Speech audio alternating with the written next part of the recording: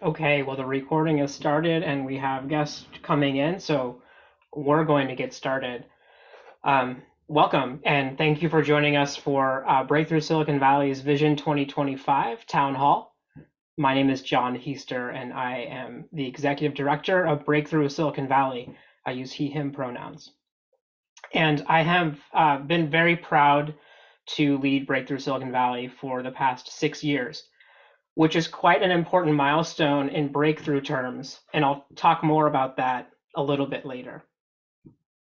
So I'm excited that all of you are joining us today to hear about a strategic plan which has really given us a lot of focus and energy and catalyzed our work over the last few months. And today we're excited to go public with it with all of you.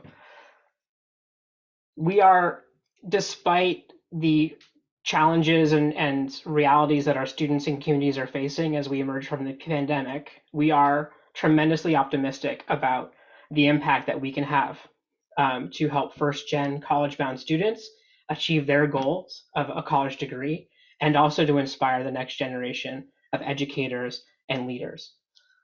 So we're happy and excited to run through that with you today. In terms of logistics, I'll speak with you for just about a half an hour, and then we'll shift to a Q&A that will be moderated by Tamaya Garcia, our Vice President of Development. And my whole staff leadership team is on the call today, and they're ready and excited to help answer your questions. So throughout the presentation, please use the Q&A feature, which is at the bottom of your screen. There's a chat, and there's also a Q&A. Please use the Q&A feature to submit questions you have for us, and that's what Tamaya will use to source her questions for the Q&A portion. And of course, I encourage all of you to use the chat to share your reactions, to say hello to people you haven't seen in a while, because that really does add to the community spirit of the experience for everybody. So speaking of the chat, this is Breakthrough, so we have to have a warm-up question, don't we? So I'm going to invite you to share quickly in the chat the warm-up question, which is, who is a teacher or a mentor who made a difference in your life? For me, it was my undergraduate college advisor, Dr. Clara Roman Odio. So wherever you are, thank you. All right, so we're grateful to have so many members of our community joining us. We have members of our board of directors. I see a couple former board members on the call. Glad to see you. Several of our major donors, some program officers from foundations, and our corporate partners, welcome. And I'm also really happy to see a couple of breakthrough families and parents on the call with us today as well. So welcome, everybody. With all that said, I'm going to get going.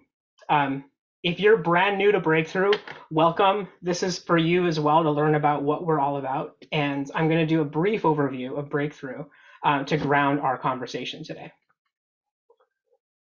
So, why do we exist in the first place? Well, at Breakthrough, we envision a Silicon Valley which is invested in developing the potential of all of its residents, regardless of where they live or their income or whether their family attended college. And unfortunately, this isn't the case today. Here in Silicon Valley, just 1 out of every 10 low-income young adults will complete a bachelor's degree by the time they reach the age of 24. And for comparison, that rate is nearly 60% for higher income peers. And unfortunately, that opportunity gap shuts a lot of young people out from opportunities in the economy, which we know and hope is vibrant and provides opportunity for a lot of people. So why does college matter so much to us? Well, it's because bachelor's degrees are truly a game changer for first-gen students and their families. In fact, college is the most powerful tool we have to promote long-term socioeconomic mobility for marginalized families. And it's very powerful for first-gen students. Labor market studies continue to show that first-generation college graduates who obtain a degree, they close the earnings gap post-college with students who come from higher income backgrounds. So it's truly leveling the playing field. And as we discussed, there is an opportunity gap to accessing college for first-gen students and for students from low-income families. And also, first-gen students are less likely to complete college once they start. So Breakthrough exists to close that gap. And we do that through a comprehensive series of supports that last a very long time for students and families, and address the intersectional needs of the student and their family on their path to college. So our students are, the majority are first-gen students, which means that they often need to look outside of their family structure to find the guidance and support and knowledge and resources to help them navigate what is a very long and tricky path to college. They're more often than not attending under-resourced schools who simply don't have the resources they would like to be able to have to serve the students with the needs in their communities. And then also their families simply cannot afford to pay for tutors, private college advising, and high-priced summer opportunities that we know are so prevalent in wealthier communities in our area.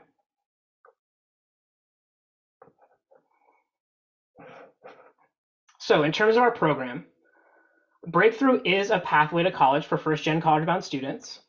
We meet these students by partnering with school districts in San Jose, and we work to find students who are motivated, who love learning, and who want to go far in their education, even though they may not even know exactly what that means yet. Breakthrough students, they come to see Breakthrough as a partner who can help them and their families navigate that long path to college. And that pathway starts the summer before 7th grade and stretches now all the way into college. Students gain access to year-round programs, really high-quality summer programs that promote social emotional growth and academic growth, after-school programs, tutoring. They get to belong to a cohort of like-minded peers who share their goals, and they gain access to the support of caring and trusting advisors who help them achieve their goals. No other program in our area offers this combination of long-term college-going support for students that's inclusive of their families as well, and that starts as early as middle school. And those factors, we are truly unique. And the next thing you ought to know is that Breakthrough is also a launch pad for future educators and leaders. Every summer, we engage dozens of college-age students who are teachers in our summer programs. They're called Teaching Fellows, and they are the heart of our Students Teaching Students model, which is another thing that makes us incredibly unique. In this Students Teaching Students model, the Teaching Fellows, they learn about their communities, they learn how to build relationships with students, and they truly learn what it means to be a teacher for a summer. They develop their own lesson plans, they get observed multiple times a week and take feedback from professional master teachers, and they are held accountable for their students' growth over the summer. And the students absolutely love their Teaching Fellows. They love learning from someone who is close to their age, who understands their community, their culture, and who feels more like an older sibling than an authority figure. And we joke about this at Breakthrough, but it is 100% true that the students love their Teaching Fellows so much that they get excited about getting up early every morning for the summer to take math, reading, and science classes, and also some really cool electives like the history of hip hop in the Bay Area is one of my favorites. It's a really magical connection, and you really have to see it to believe it. So those are the two aspects of our program, and it really works. Our students in our middle school summer program last year showed growth in math and reading, while many of their peers were suffering from learning loss because they weren't engaged in similarly rigorous academic opportunities over the summer. So this growth prepares them for success in high school. 100% of our summer teaching fellows said that they felt more prepared for a career in education, and history shows us across the country with teaching fellows from Breakthrough programs that about half of our teaching fellows will eventually pursue a career in the classroom or advocating for youth, which we think is amazing that they're bringing the lessons of Breakthrough along with them. And when they graduate from high school, 99% of Breakthrough graduates enroll immediately into college. 85% go directly into four-year colleges. And that exceeds any demographic group in the country, regardless of income. So we really are changing lives for our program. All right, on to strategic planning. As we started this strategic planning process, we asked ourselves, what is it that we do the best of anything? What truly sets us apart? And I'm going to share that with all of you. This is our secret sauce, which you're going to see baked into every aspect of this strategic plan. Informed by 20 years of work, we bring a deep understanding of the experiences of first-gen college-bound students and their families within our community. Our program is long-term, comprehensive, and individualized. And we leverage our Students Teaching Students model to build connection and communities where students feel belonging, motivation, and support, and to inspire the next generation of leaders, educators, and advocates for equity. The other grounding question we asked as we launched into the plan is, how has the pandemic changed the face of our work? And how has the pandemic changed the needs of our students and our families? Education is significantly different than it was 3 years ago, as is the field of college access. And we also knew that the plan had to be grounded in the experiences of our students and families. And so we asked ourselves, what are we seeing in our students that would cause us to need to be responsive to those needs in our programs? So here's some of what we have been seeing over the last several months. Our students and families are showing a high level of stress and overwhelm. Our staff are working more closely than ever with school counselors, with social workers, and with community partners to help students and families meet a broad base of needs that range from tutoring to food insecurity. We've also noticed our families are less anchored to the San Jose community than they were before. Unfortunately, some students have moved out of the area and we've lost touch with them. Some students have moved away and continue to be with Breakthrough virtually, which was not even an option that was available before the pandemic. And still more students are going back and forth to attend school and Breakthrough in San Jose, but then spend, for example, every weekend with family who may have moved to the Central Valley. And this is tremendously taxing for those students. We've also noticed our students carrying more responsibility within their families, even more than pre-pandemic. This looks like students taking on jobs very early in high school, formal jobs where they're an employee, and also informal jobs, or maybe they're an extra set of hands for their dad's landscaping business or their aunt's house cleaning business over the weekends and after school. They're also carrying a heavy load, caring for siblings or grandparents, or supporting day-to-day needs around the family. Social emotionally, we've noticed that students are relearning how to build relationships with their peers. And this is hard after what they've experienced over the last couple of years. And they're even less comfortable taking risks and taking leadership, like raising their hand to answer a question in front of a Breakthrough cohort. We've also noticed that some students are showing gaps in learning that have not always been addressed in school. Some students received good grades in the pandemic, but now they're realizing that they didn't quite master that material. So Breakthrough's individual support is really essential to help that student understand what the learning gap is and develop a plan with the student and the family to address that gap. And lastly, I'll just share that student retention is not where we want it to be. As I mentioned, a lot of students have moved away, and others simply have not had the ability to prioritize Breakthrough the way that they had previously. So with those two guiding principles in mind, first, let's focus on what we do best. And second, let's be real and adapt to the needs of the new realities for students and families. We set about our strategic planning process, which had a lot of steps involved in it. So first, we reinvestigated our theory of change, which is simply a model for what the ultimate outcome is that we hope to achieve with our students, and what are the specific approaches that we're going to pursue to help achieve that change. And an epiphany for us came in this process when we really realized that we needed to increase the level of one-on-one support that we can offer to students as a complement to the cohorted programs that we already offered. We felt this was really necessary to create a responsive experience for students where their needs are truly understood and addressed. We also developed a set of ideal principles to make sure that our plan was grounded in our commitment to the principles of inclusion, diversity, equity, anti-racism, and liberation. After all, we are a social justice organization, We stand for equity, and we're serving marginalized communities of color. It is so important for us to bring IDEAL into the foreground of our work. Then we engaged a strategic planning consultant, Curtis Chang from Consulting Within Reach, who conducted stakeholder interviews with close to 50 staff, board, alumni, peer organizations, school partners, principals and superintendents, and other breakthrough affiliates, as well as thought leaders in the education and college access space.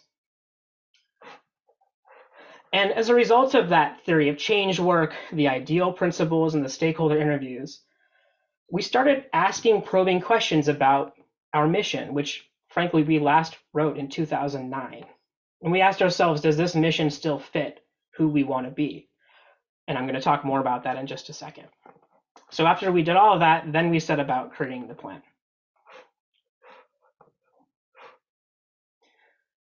So onto these probing questions about our mission statement. We've had the same dual mission statement since 2009, which speaks to our work to support students to enter college, and also our work to inspire and prepare future educators. And we asked ourselves if this mission statement still fits Breakthrough and who we are today and who we want to be for the next phase of our program. And largely, yes, we decided that it did, but with a few really important opportunities to reframe our work. So I want to make it clear to everybody today that our mission is not going to change, but the way we articulate our mission, the way we express it, we're going to change that in a way that better reflects our values and who we are today. And we are looking forward to unveiling a new mission statement in a couple of months. So the first big question we asked is our target student still the motivated student who faces an opportunity gap? And we answered, we looked at different programs that serve whole schools and are open to every student. And we talked with alumni and students, and they shared that being part of Breakthrough is something special.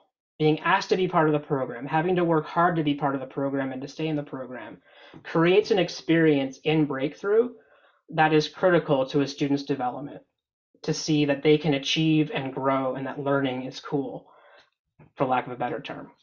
And so we decided that, yes, we should still focus on the motivated student. And we also need to codify how we measure motivated in ways that go beyond GPAs and test scores, because that wasn't the inclusive and equity-driven approach that we wanted. So we've already been making shifts towards this over the last couple of years, but we'll be looking more at behaviors in the classroom, recommendations from counselors and teachers, and also how the student is involved in communities outside of the classroom as well. The next question is our desired outcome still to inspire and prepare students for a bachelor's degree? And we just decided that yes, this is still our mission.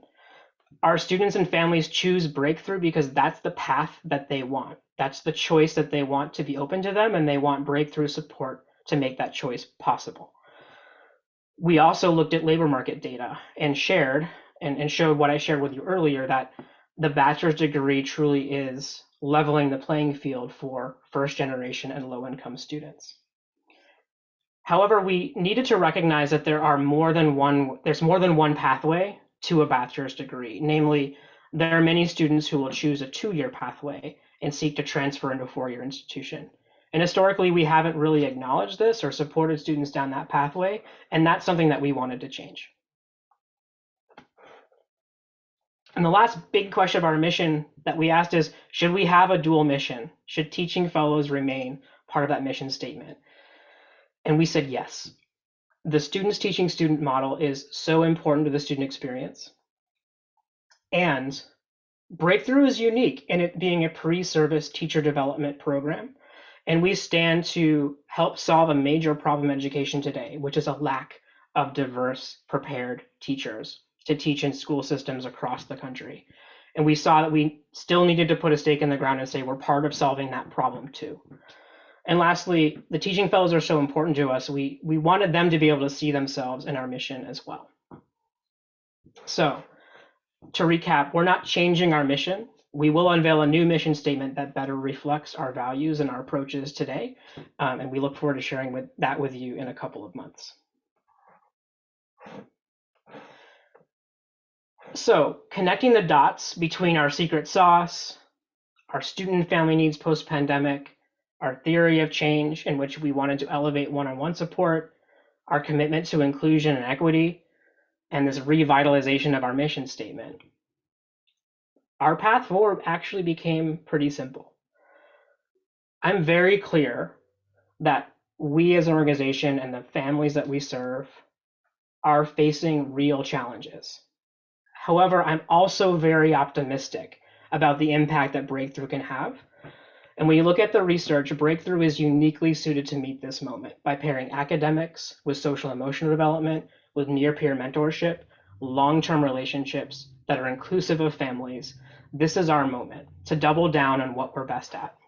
So we will go through the strategic plan from being a highly individualized and long-term program model to one that is even more individualized and longer term. And I feel very strongly that this is the right pathway for Breakthrough and for the students and the families that we will serve. So what does this look like? We envision more access to trusted mentors and advisors for every student through Breakthrough. We envision that Breakthrough support will continue through college. We envision summer teaching fellows that are as diverse as the students that they teach. We envision we will have the flexibility and capacity to engage every Breakthrough student in a way that's meaningful to them so that they can reach this stage and graduate from high school, move on through college, and be successful. So to pursue this vision, we've identified 4 clear strategic objectives for the next 3 years. So this is what we're calling Vision 2025. So the first is to integrate AmeriCorps into our school year and summer programs. This is something that's already underway and we're incredibly excited about, and I'll speak more about it in a second. The second is to strengthen and extend support through college, building on the work that we've been doing over the last couple of years. The third is to increase student retention through more individualized and holistic support. And the fourth is to strengthen student recruitment as we at Breakthrough, as our community, as our school partners recover collectively from the pandemic. So I'm going to break down each of these objectives and just share a little bit about what the work will look like and what impact we hope to achieve through each of these objectives. So AmeriCorps, this is currently underway. We right now have 6 full-time AmeriCorps members serving as full-time advisors and program facilitators in our school year programs. And here's a picture of 2 of them. This is Emily and Lulu, who are amazing young people supporting students who are completing their college financial aid applications. The AmeriCorps members are amazing, and they've been extending this students teaching students near peer support model throughout all aspects of our program, not just the middle school summer. And AmeriCorps members are really going to be the key to unlocking the one-on-one support model that we envision. So we have 6 currently, and our goal is to ramp up to 10 full-time AmeriCorps members who will serve as full-time student advisors. We will also enroll our summer teaching fellows as AmeriCorps members, which will double the compensation that we're able to offer them. And the impact here is, I think we have to look too far, increased student engagement and retention because of more relationships and more individualized and flexible support. Through a higher stipends, through higher compensation for teaching fellows, we're confident that we're going to be able to recruit a teaching fellow corps that is as diverse and more representative of our students than in years past. And we're excited that these AmeriCorps members, whether they're the full-time advisors or the summer teaching fellows, will be a pipeline of talent for Breakthrough and for all of our partners in the field. Our next objective is to extend our support through college. So in the early days of the pandemic, we learned from our college students that they were really struggling with the transition to college. It was virtual, they were feeling isolated, and they were struggling.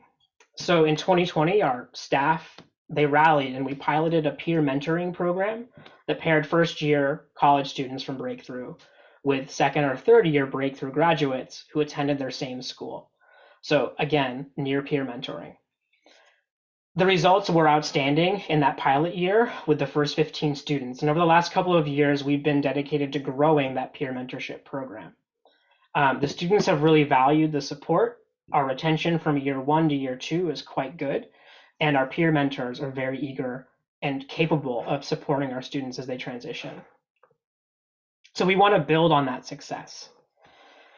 We want to systematize our college pathways program based on what we've learned for the last 2 years, and we're going to explore what should come next. And so we want to expand beyond the first year of college and also offer more support for 2-year students to make sure that they're transferring successfully, which is a particularly tricky task. We also want to sustain and grow scholarships available to our college students. There's so many small expenses that seem really big to a student and can derail their path through college. Something like a broken laptop or phone, or the need to fly home because of a sick family member. All of these are things that we can help students with, and it makes a huge difference for their ability to persist in college. So the impact is we'll have more graduates completing college on time, more successful transfers from 2 to 4-year colleges, and through our extended programs, graduates will be building skills and social capital that will propel them towards their goals after college. So we really are shifting our gaze to our student success post-college.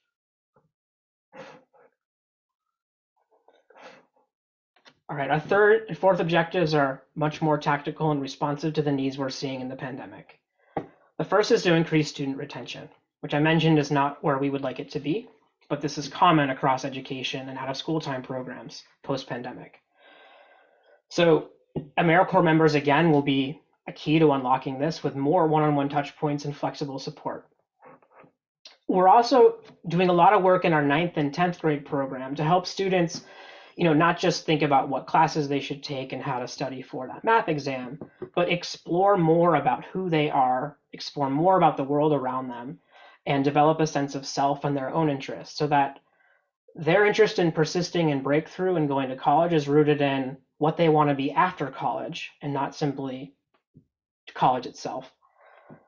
We're introducing signature events to reward students and incentivize students for their consistent engagement and breakthrough. For example, this spring, we'll have some students who are, if they're engaged fully and attending, we'll invite them to a San Francisco Giants game with a breakthrough cohort, or to the San Francisco Exploratorium, something that's fun that they can look forward to. And we're seeing this is already working. And we're going to incorporate input from our new Breakthrough Student Advisory Board, who's already making recommendations on how to build student community and retain students. And our goal is to also build a family advisory board. So the impact here will be increased retention, particularly in the 8th and 9th and 10th grade programs where we've seen the biggest drop off. And we'd like students to develop a motivation for college that stems from a vision of who they can be after college. And lastly, we'll be proud to have a program that is informed by the voices of students and families in the Breakthrough program. Okay, we're rounding home plate now. The last is student recruitment. We have traditionally relied on school counselors, principals, teachers, school-based staff to help us identify and refer students to Breakthrough, pull together information sessions, support students with the application. And unfortunately, the pandemic, it really took a toll on these relationships. The schools are just underwater, and many of you are connected with educators, and you know that. So there's been overwhelm, there's been a lot of turnover among our school staff, and so we really do have a lot of relationship rebuilding to do. Additionally, we see an opportunity to build student recruitment pipelines through community-based organizations and through family word of mouth. And to do this, we need to add capacity. So we are recruiting now for a new family and community engagement manager position, which will just bring more boots on the ground so we can be present at more community meetings, more PTA meetings, back to school nights, making presentations, and being partners with different community organizations in the field so they know about Breakthrough and can refer students our way. So through this, we want a robust applicant pool so we can select the best students that are the best fit for Breakthrough. And we want to make sure that every student who is a potential fit for Breakthrough hears about the program and has support to complete the application. So when we meet these goals, more graduates will obtain college degrees on time, with less debt. They'll be better prepared for success after college. Over 1,000 more lives will be transformed through culturally relevant relationships and a supportive, inclusive community of peers. Hundreds of young BIPOC individuals will be inspired to become teachers, leaders, and advocates for equity. And through AmeriCorps, we will be prepared to sustain and grow our impact. And lastly, our programs will be deeply informed by our student and family voices. So this is all going to take some investment of capital, about $1.5 million over the next 3 years. And the great news is that about $1 million of that will come through the AmeriCorps grant that we received last spring. So for the first time, we're leveraging in a real way public dollars to match our private investment. As a staff and leadership team, we're ready for this. We've weathered the pandemic together. We've invested heavily in retaining and training our staff. So we feel really good about where our staff team is. We've already seen with our initial AmeriCorps members that they're adding tremendous value to the program, to our teams, and it was the right decision to move down this pathway. Our board has also grown in numbers, in diversity, in the networks and the skill sets that they represent. And we're also excited about this plan as well. And financially, we have met or exceeded our fundraising goals each year for the past 3 years. So we're pretty confident that, of course, with your support, we can meet the capital needs to make this vision a reality. So my ask is that you come along with us, that you grow with us, that you invest in this vision, and that you help us build the biggest community under the biggest tent possible to support our students, because that is what they deserve. So I mentioned at the top that I am just about to eclipse 6 years at Breakthrough. This is a really significant milestone at Breakthrough because the students that I met in my first week at Breakthrough, I also met them in their first Breakthrough event. They were just about to start our middle school summer program. So I have, as I've grown in Breakthrough, I've seen these students and also their families grow in Breakthrough as well. And now they're deciding where they're going to go to college. I'm really proud of them, and it's been such an honor to walk with them and get to know them and their families over these last 6 years. And personally, I am comforted that we're going to be able to stay with them and offer support through their first year of college. For many of our students, it's exciting and it's a great year, but for many, it is also a very challenging year, and I'm so very glad that we'll have support for them. You know, I've shared this before in some of our conversations with various stakeholders that college was never in doubt for me. I'm not a first-gen kid. In fact, my 2 older siblings, both of my parents, all of my cousins, and all of my grandparents had the opportunity to obtain college degrees. Those grandparents, they were the first-generation college students in my family, and they changed our lives' path, our family's path forever.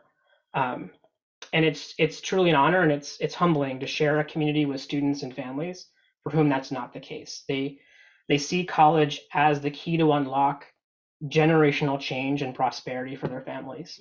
And they see Breakthrough as a trusted advisor to help them get there. And it's a trust that I and all of us at Breakthrough, we hold truly sacred.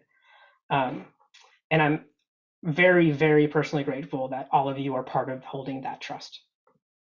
So I want to close with a quick story from one of our parents. Her name is Monica. She's a parent of one of our 8th grade students. And I asked her, why is it so important for you and your family to be part of Breakthrough? And here's what she said. She said that going to college wasn't possible for me. Where I grew up, we didn't even have a middle school, and my family wouldn't allow me to go to another town for school. My family didn't want me to continue my education. I want to change that. I'm grateful that Breakthrough is helping us as a family. I can envision the life that my kids will have, graduating from college, working and loving and supporting their own kids. That's what I want. So this is our motivation. I want to achieve our vision so that Monica can achieve her vision for her family. And it's only through partnership with all of you that we'll be able to keep this commitment. So thank you all for being part of this work. All right, with that, I hope that you're excited and as resolved to get out and do this work as we are. And I know you probably have a million questions. There's a lot of detail under a lot of this, and we're happy to share things with you after the fact. Um, I'm going to hand things over to Tamaya Garcia. Yes. Hi, Tamaya, our VP of Development, who's going to moderate the Q&A. And we are joined by our leadership team, Winnie Fong, our Vice President of Programs, Eduardo Arianes Loeza, who's our Director of Middle School Programs and Admissions, and Brian Tomlinson. I welcome you all to come off camera now, who are going to help answer your questions. So again, we're going to share the recording of this and all the slides in a day or two. And I ask you just to be in touch if you want to continue the conversation. I would truly welcome it. All right, I'm going to stop sharing, and Tamaya, it's over to you. Thank you so much, John, for a great presentation. Very inspiring. I love that quote that he just read. So we got some great questions in the chat that we are going to kick off the Q&A with, starting with a question regarding our Teaching Fellow program. And I am going to have Winnie, our Vice President of Programs and Instructions, answer the question. And the question is, what sort of training and preparation is provided to student teachers before they engage youth in a classroom setting? All right, thank you, Tamaya. So good evening, everyone. Thanks for being here today. So I'm happy to address the first question. So the teaching fellows, as John mentioned, have a very important job. So every year we put together 7 days of training and orientation before the first day of school, first day of the summer program, to prepare them for the role. So the objective is to equip the teaching fellows with the knowledge, the skills, and the mindset to be the mentor, to be the teacher, and to be the role model of our students. So the training is a combination of technical teaching skills and also knowledge of our audience, our students. So when I say technical skills, they include lesson planning, student engagement, classroom management. We also think it's very important for the teaching fellow to be able to create an inclusive and equitable classroom. So we also bring in experts to talk about culturally responsive teaching. So that is the teaching part. At the same time, I think it's very important for the teaching fellow to have a good understanding about the audience they're working with, the middle school students coming from the underserved communities in San Jose. So we have sessions that teaching fellow attend to learn about what the tips of working with middle school students. It's a very specific age group that you have to know what you're doing before you go into the classroom. We also have sessions to talk about some assets. What are the characteristics and assets of first-gen students? So our teaching fellow would be more able to really customize the learning, the teaching approach, the lesson planning, or even how to talk to the student in a way that actually speak to them, speak to the experience, and be able to facilitate the best learning experience in the classroom. So that is overall about the orientation and training that teacher will receive before they start. And I also want to make sure I also mention this throughout the summer. Teaching fellow actually are also supported by their instructional coach. So they are veteran teachers that we bring them in over the summer to really provide every day they're on campus to really conduct classroom observation, support the teaching fellow with the lesson plan and everything. So it's a really comprehensive approach that we prepare the teaching fellows for the job. Thank you so much, Winnie. Appreciate your thorough answer. So we have a second question from Miguel at the Packard Foundation. Thank you, Miguel, for your question. The question is, how does collaboration with other organizations with similar missions, serving youth of color to get to college and beyond, fit within this new framework? I am going to have John answer this question. And of course, we have lots of different types of partnerships, so I'm sure he can only touch on a few. Yeah, I will start, and then actually we'll hand it to Winnie or Eduardo, because there's a lot happening here, Miguel. I think it will start in this new vision of developing a community-based recruitment pipeline for students. So one example specifically, I'm thinking of the Choral program that Catholic Charities runs that serves the Franklin McKinley community. It's a program we've operated kind of in parallel to, and Eduardo has been doing a lot of work to build a relationship. And as early as 4th and 5th grade, those students could be learning about Breakthrough, and we could be doing presentations with them to help cultivate a college-going culture. And we think there are more organizations like that. So that's one aspect. And then I think Winnie and Eduardo could talk to the partnerships that we're leveraging to provide more summer opportunities to students. And then also maybe Winnie, you can speak to the work that we've been doing with some partners in the college success space and how we're testing out approaches there. So maybe Winnie, can I hand it over to you? Yeah, sure.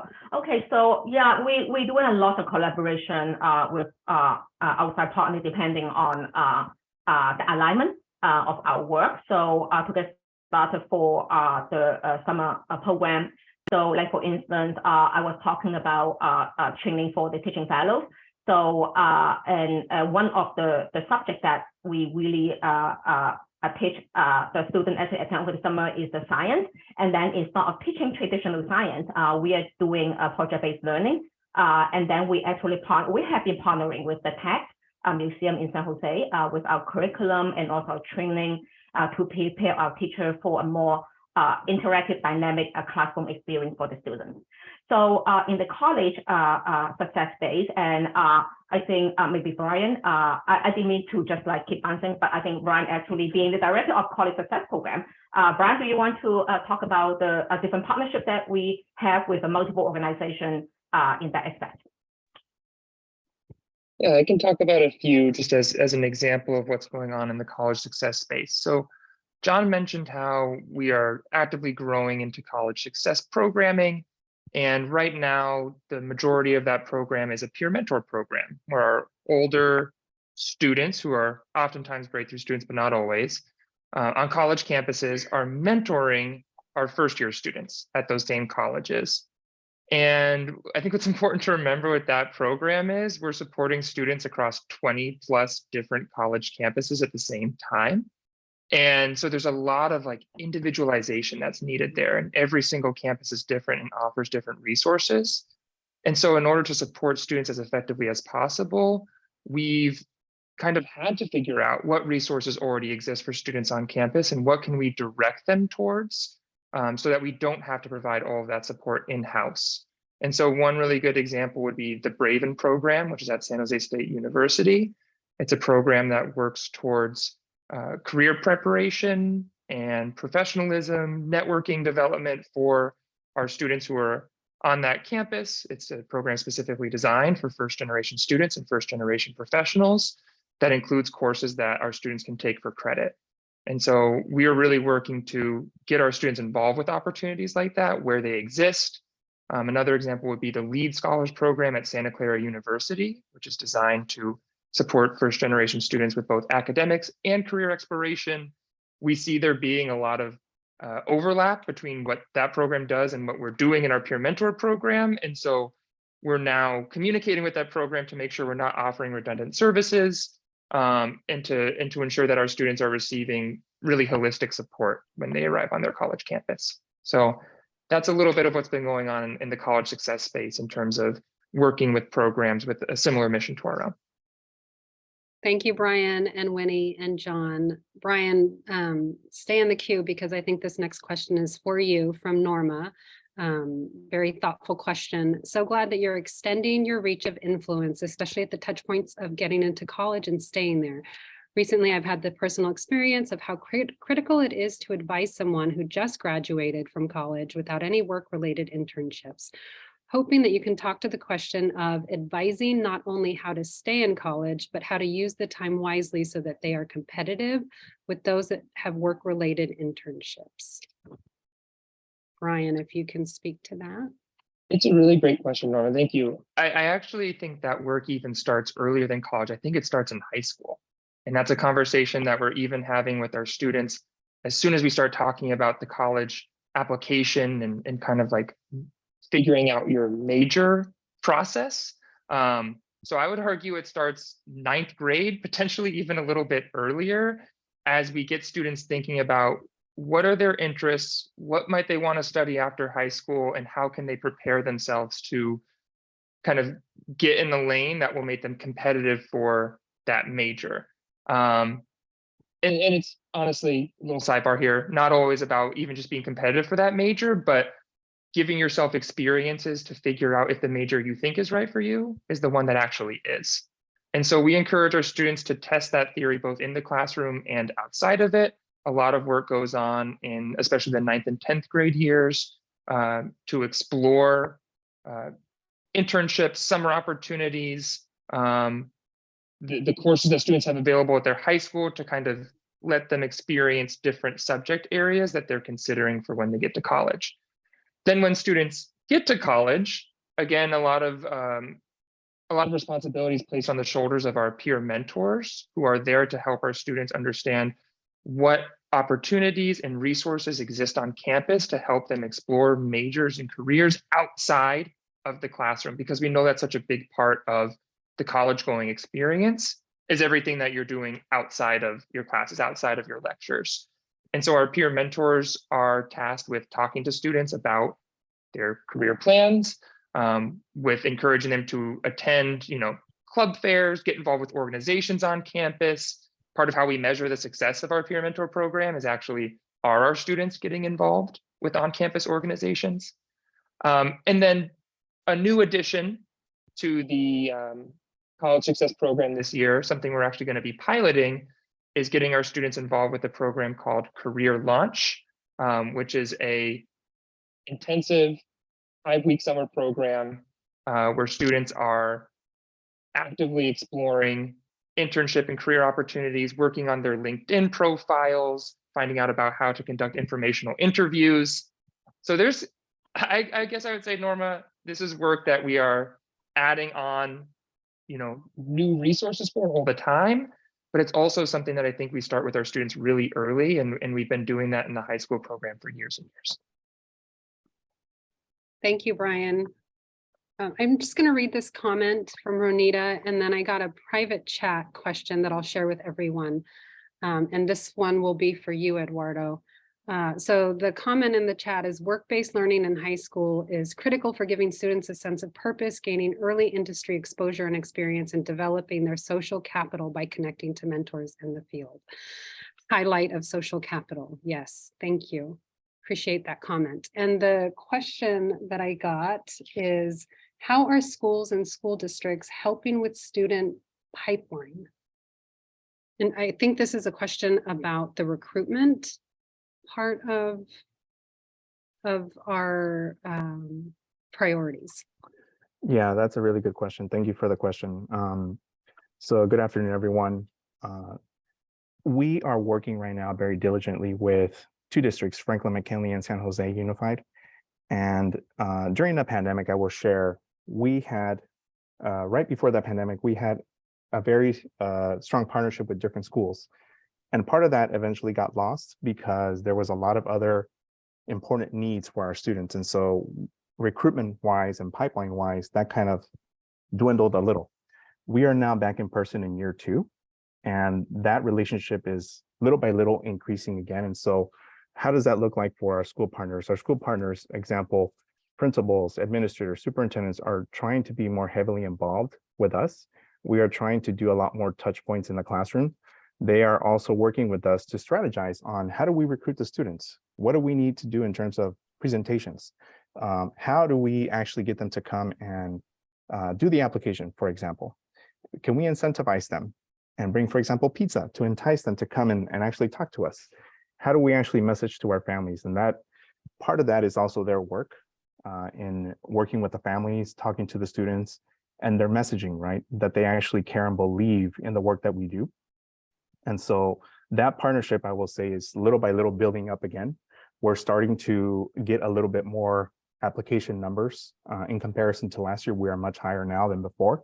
So as we start having more visibility, as I have more touch points with principals, with teachers, with counselors, that connection is being built again. And so that's how they're helping right now to kind of streamline and basically give us more applications as we go through the recruitment cycle. Thank you so much. And that is our Director of Admissions and Middle School Programs. I didn't announce his title. And Brian is the Director of College Access and Success, in case I missed that too. And this will be our last question for our Q&A portion. And this question is from Lorenzo Gamboa. How is Breakthrough preparing students on the mental health front, since that is now a major issue on all campuses across the country? Very, very good question. I think across the board, all of our staff probably has a great answer for this, but I am gonna go ahead and move to Winnie. And then Winnie, if you want to pass it along to finish answering it, that's fine as well. Yeah, thank you, Tamaya. Indeed, it's a major challenge that we have seen our students facing since the pandemic.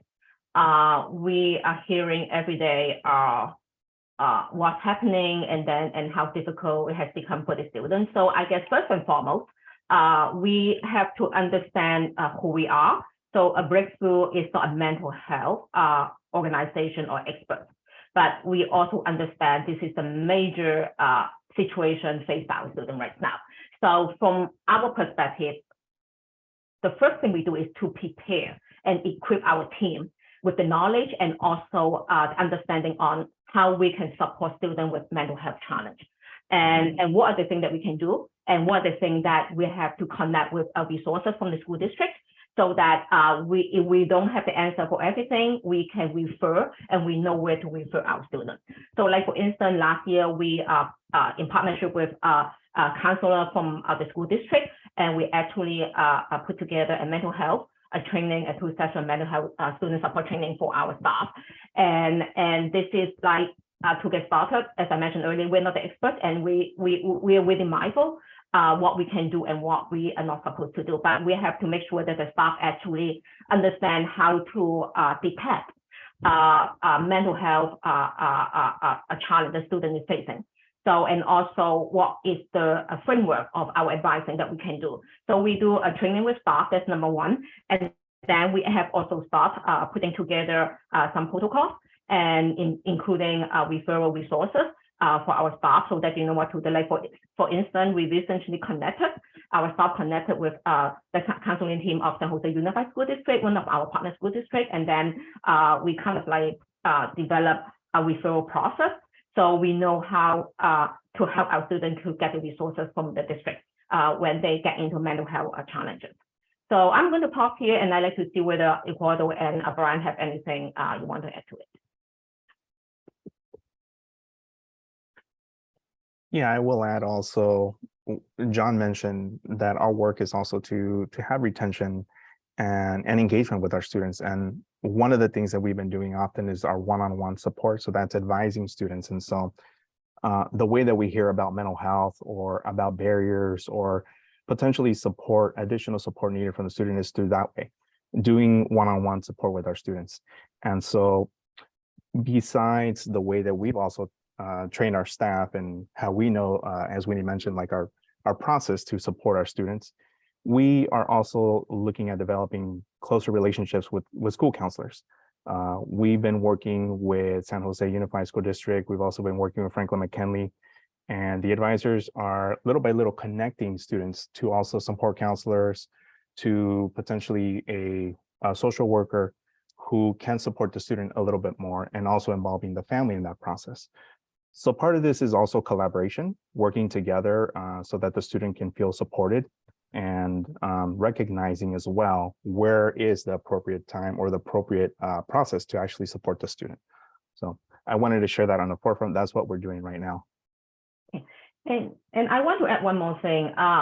Family engagement is an equally important piece as part of our program model. So I just want to say that, and the reason I brought this up is we also work to empower our family so that they know how to support the student at home when they encounter managed challenge. So example, in the past couple of years, we actually partnered with Family Engagement Institute of Foothill College, and we provide a family leadership workshop and really focusing on empower our family so that they have the knowledge and also the skill set to really support the children at home when they get into mental health challenges.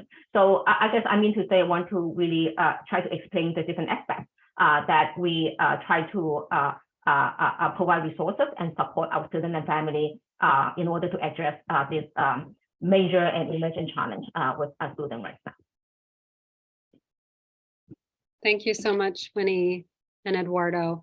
That concludes our Q&A portion of tonight. However, we're really excited to follow up with all of you and answer any questions that you might have, and just follow up in general and share what's coming up for Breakthrough. So for now, I will pass it to John to close us out. Thank you. Winnie, Brian, Tamaya, thank you, and Eduardo. It's you're a tremendous team, and I think the strength of our program is due in large part to your dedication and knowledge and experience. So thank you. I'm glad to be able to share that with our community broadly. So we're gonna wrap up today. Thank you all for spending time with us. We weren't quite sure of like, oh, do people want to do Zoom events anymore? So we're so pleased that so many were interested in this. And again, we'll send out the recording and the slides in the next day or two. We want to invite you to stay engaged with Breakthrough. Looking through the list, there are some newer names, which is exciting, and there are some really old friends, not in age, but in loyalty. So we invite you to stay connected with us on March 18th, which is a Saturday morning. We're having one of our marquee volunteer events, our resume and mock interview workshop, where volunteers will work with our 10th grade students to help them craft their lived experience into language that means something in the job market, things about leadership and accountability and responsibility. So that is Saturday, March 18th, and Coco Nicole is going to share the link here in the chat, and we'll also include it in our follow-up email. So we invite you to RSVP yourselves, and this is open to anyone. You don't have to be an HR expert to do this. You just need to be excited about helping a student understand their skills. It's one of my favorite events of the year, so I look forward to seeing you there. I also want to put on your radar our summer program. If you've not seen the middle school summer experience, it is where Breakthrough starts. It's how you understand the value of students teaching students and the value of the long-term program model that we have. So I will invite you to come visit our summer program. Tamaya and I will be reaching out closer to the summer. We'd love to have you meet some of our students and teaching fellows and see that students teaching students magic for yourselves. And then lastly, we are just a couple weeks away from launching our spring campaign, which is our last fundraising push for this academic year. And this year, through that campaign, you'll learn about our 9th grade summer program, which is not a program that we talk much about. Much apologies to our 9th graders and to our staff who are dedicated to those students. But it really is a critical transition summer to prepare students for high school. And so we're really excited to be expanding that program this summer and also to be sharing that with you through our spring campaign. So stay tuned for those. Again, please get in touch if you want to continue the conversation. If you want to dig into our KPIs and how we're measuring these goals, I'm here for it. Let's have a conversation. Or if you have any more questions about any of the strategic objectives, I'm happy to take your questions and go grab coffee. Thank you all for being here. Thank you, staff, for being here. Thanks for all for being partners with Breakthrough. And I can't wait to achieve this vision together. With that, we will bid you good night. We'll hang on the call unless there are any other in case there are last minute questions, but thank you all. We wish you a good evening, and we'll see you soon.